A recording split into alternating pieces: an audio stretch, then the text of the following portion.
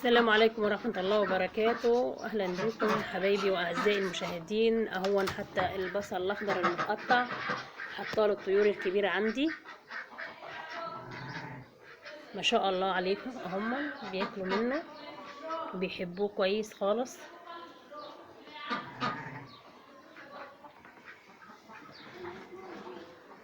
حتى عروق اهيت معايا، حتى عروق البصل انا مقطعاها وبضيفها على الاكل للطيور الكبيره، للرومي وللبط ولكل الطيور الكبيره يا جماعه. بيقوي المناعه وبيضيف وزن وبيخلي ريحه اللحمه وطعمها جميل خالص.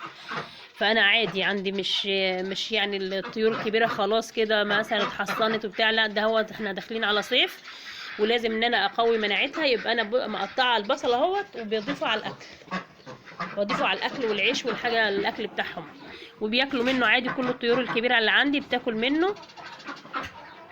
بحط للرومي وبحط للبط وكل حاجه بحط لها عروق البصل. حتى الرومي بيحبها قوي. شوف الرومي بيحب العروق البصل دي قوي.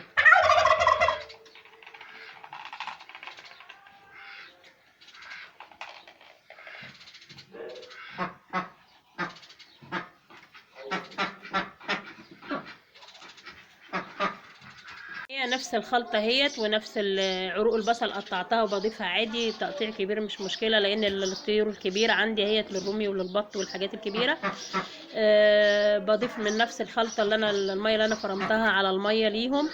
بحط لهم بقطع لهم البصل، عروق البصل ديت اهيت، وبحصن بيها الطيور الكبيره عندي عادي. انا طبعا يا جماعه مش تقول الطيور الكبيره مش محتاجه، لا انا لازم بضيف لها الحاجات دي، برضو بتفتح شهيتها وبتخليها تقاوم اي امراض اللي هي بتيجي في الصيف، وبياكلوا منها كويس خالص. انا دايما هم بيحبوا الخضره وبيحبوا الحاجات ديت، فعندي عادي يعني.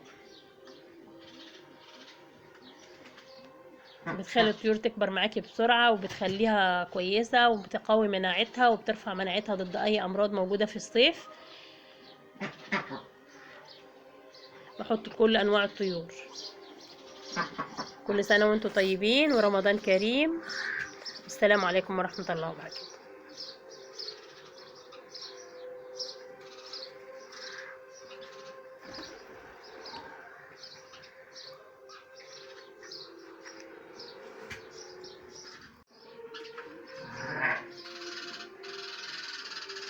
عندي هيت الرومي بيحب عروق البصل دي قوي، تفتح شهيته على الاكل، بتخليه يبيض بسرعه. وان كان مثلا قايم بيكون الطيور قايمه من على البيض بتكون خفيفه. العروق البصل دي بتفتح شهيتهم للاكل وتخليها تتقل تاني بسرعه. بضيفها على العلف وبقطعها بالشكل دوت وبحصن بيها كل الطيور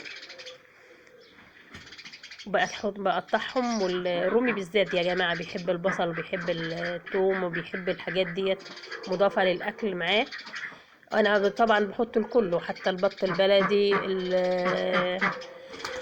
اللي بحط للبط البلدي والبط الابيض، اي طيور عندي، كل الطيور اللي عندي انا بحصنها وبحط لها عروق البصل ديت. بتبقى مفيده وكويسه للاكل، يعني مفيده، بتخليهم يتحسن مناعتهم كويس وبتفتح شهيتهم وبترفع المناعه بالنسبه لامراض الصيف والحاجات اللي احنا داخلين عليها. فالواحد بيكون قلقان على الطيور شويه من الحاجات اللي بتجي لنا في الصيف، بس الحاجات دي كويسه يعني بترفع المناعه معاهم وبتخليهم كويسين.